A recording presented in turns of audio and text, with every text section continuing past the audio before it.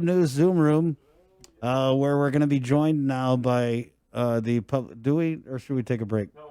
Okay. We're going to be joined here by public health spokesperson Janela Carrera on a Monday. Good morning, Janela. Hey, good morning, Chris and Bree. Good morning. Thanks for joining us. We wanted to bring you on to kind of just go over the weekend activity. We did have some high numbers, was there also an outreach? No, they tested Yes. a CoreTech Yeah, over yeah. here. Okay, so we'll just go ahead and give you the floor, Janela. You want to start at the outreach and then maybe go into the numbers that we saw? Yeah, sure. So on Saturday, we had a COVID-19 community outreach for CoreTech International at their Ukadu workforce housing site. We tested 420 individuals, and that turned up 140 positive cases. It was an all-day event. We started at 9 a.m. and we ended around 5 o'clock p.m. So it was actually pretty smooth. Very impressed with our team, and also very grateful to the CoreTech team as well. And they were great partners in this effort. We utilized our mobile lab. This is the same mobile lab that we used when we had our community outreach for Gilboza and Zero Down last month. We set up two lines. One line was for those who were asymptomatic, and then we had a second line for those who were symptomatic, because we wanted to, of course, separate those who were feeling ill and ensure there was no cross contamination or any spread of the virus to those who were not feeling ill. And just applaud our great team, our nurses, our support staff in this effort. As soon as we yielded the positive results, because we had our mobile lab, we were able to produce results on the spot. Those who were positive, we were able to put them in a van, an isolation van, and isolate them right away. So we had a great day, being able to ensure that we were able to contain that spread as soon as possible. The 140 positive cases, is that reflected in yesterday's Joint Information Center report? Yes, that's correct. So the 156 positive cases that we reported in yesterday's JIC, of that 140 were from the Saturday outreach that we conducted at CoreTech. Okay. Are you guys out there again? Were you out there on Sunday? No, so on Sunday, there was no testing that was conducted, either in the community or at the Northern Public Health clinic. So it was basically a rest day for us. We've been doing tests every day, almost every day, whether it's an outreach like at DOC, for Black construction, for CoreTech, or at our Northern Community Health Center. Janela, are you able to say how many of the 140 positives were H2 workers housed in the barracks, or were any local residents? Actually, all of them. All of them were H2 workers at the barracks. So we're not yet testing any of the local workers yet. So all of those that tested, the 420 that we did tests on, those were all H2 workers. So we're prioritizing right now the H2 workers, because that's primarily where we're seeing the spread. We want to ensure that, because that's where a lot of the close quarters are at, and then we'll move toward testing the local workers once we get through testing the H2 workers. Is there any word on the index case for this cluster? I'm sorry, could you? Is there any word on the index case for this cluster? We're still investigating that, but we are seeing that there may be a possible link between Black construction and CoreTech. They do some projects together. There may be some subcontracting work as well, and that's not uncommon within the construction industry. for some construction companies to do projects or subcontracting. So there may be a linkage, but that is still under investigation to see where that may have occurred or who the index case may be and whether the index case may have occurred between just those two, or it may have occurred with an index case from a local worker that may have occurred with Black construction, outside of Black construction, who and I believe it was a local worker who brought it to from Black, and then it may have transferred to CoreTech. So I think that's still under investigation to verify that that's really what occurred. Janela, does the public health order putting a pause on construction activities also apply to construction being conducted on military bases?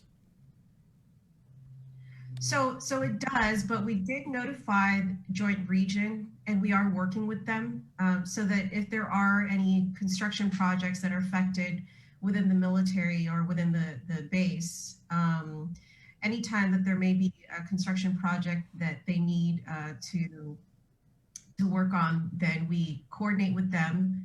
And if it's not a project that is related to Black construction or CoreTech and needs clearance, then we coordinate with them, and we can ensure that it's clear. It doesn't meet any of those Black construction or CoreTech projects, and we can give the clearance. And that's actually why we issued the contractor clearance checklist also over the weekend, so that if there are any construction companies that meet the minimum requirements for clearance, we can verify that. Because there are smaller construction companies or construction companies that don't have barracks, don't have H2 workers, may have not had any projects or subcontracts with Black construction or with CoreTech, and may not have been affected by any of this. And so if they meet those requirements, they can submit that form or those forms to us. We'll verify that, and if they meet those minimum requirements, we can give them that clearance to proceed with their construction projects. So if you guys, we don't want halt the construction industry. And so we realize how critical a role they play in the economy here in Guam. so have you guys granted any construction companies approval to continue working as of today? I believe we have. I think we've granted a handful of them already. I think there was maybe about 4 or 5 that we've granted clearances to. Right. I have to double check on the exact number, but I believe over the weekend we've granted about 4 or 5 clearances already. And these 4 or 5 don't necessarily have worker barracks. Is that correct? Right. Worker barracks, or we're not tied to the Black construction or CoreTech outbreak. So we have Black construction, CoreTech International. Are there any other construction companies that have had any positive cases? I'm not sure if there are other construction companies that may have had other positive cases. I think that's where we're still trying to investigate. Okay. If there are other subcontractors that may have done business with the 2 companies, the 2 larger companies. And if there are, that's part of the reason why we're reaching out to them as well. And part of the reason too why we issued that directive to suspend construction, because we did want to reach out, do a proper investigation just to ensure that if there was any type of related work that was done with other construction companies who may have H2 workers or barracks, we wanted to reach out to them as well, or have them reach out to us if they may have identified any positive cases. Then we can go in as well and conduct testing on their employees. Are you guys going back to CoreTech today to conduct more testing? I believe so. I'm not sure if today we're going to be conducting testing for CoreTech or Black construction. I know that for Black construction, we were doing tests almost daily just to ensure that we complete testing on all their not just their workforce, but including their staff and management as well. But for CoreTech, we want to complete that testing as well. So we are working on a schedule so that we can finish up testing for both construction companies. I'm not sure if today we're going to continue with Black Construction, but we are planning to, of course, we are planning to complete testing for both companies. Do you have an update on the fines and fees? The implementation of the fines Oh, and yeah. fees? Yes, we have been meeting for the draft enforcement rules. So last week we did have a couple meetings on that. We completed, of course, reviewing, not reviewing, but we completed compiling all of the testimony that we received, both oral testimony and written testimony. And we've had some meetings to go over what we received, both with our legal counsels and of course with environmental health and the directors, the deputy directors. So it's still being discussed. As far as timeline, not sure yet when that will occur, but we're still in the reviewing process of that. Janela, is there any discussion or movement on any further deployment of the rapid engagement team this week? You know, I think we are looking at the possibility of doing something hopefully by this weekend. It hasn't completely materialized, though. I don't want to give the impression that we have something for sure this Saturday, but I can tell you that almost on a daily, maybe every other day, our team has been scouting areas in the Dedido area, just to ensure that wherever we do go, we can, properly set up that, logistically it's possible. So definitely we are going to have another rapid engagement team project going. Hopefully it's going to happen soon. It is something we definitely want to do. It's actually something we've been wanting to do. It's just, there were some delays because we had an urgent need to do testing for our construction family as well. So there was a little bit of a delay in that, but rapid engagement team is going to happen for sure. Hopefully soon, maybe possibly this weekend even. Okay. I wanted to follow up on something Dr. Ann Pobutsky told us about last week, and that was regarding the 30,000 antigen tests that were received at Public Health, and also about how I think the lab, she said, there were plans to move the lab out of its current location over to the ITC building. Do you have any updates on that? Or if you could tell us more. So I'm not too familiar with that, but we have been discussing some movement for public health with regards to the lab. And it's not just the lab, even like other divisions too. We don't have a home, not just for the lab, but I mean, all of us, we don't have a permanent home. So I know the lab has been looking for more space because it's tight where they're at the RandCare building. Even for our ISO team, we're also looking for more space. So I think we've identified the possibility of more space at ITC. And there are other areas that we're looking at too, not just for the lab, but for other areas. But as far as the procurement of that, it's still something that's being eyed. And there are multiple teams or multiple agencies that are involved, like Guam Homeland Security. As far as a date when that's going to happen, I'm not too sure. I think that's being discussed by upper management in Guam Homeland Security.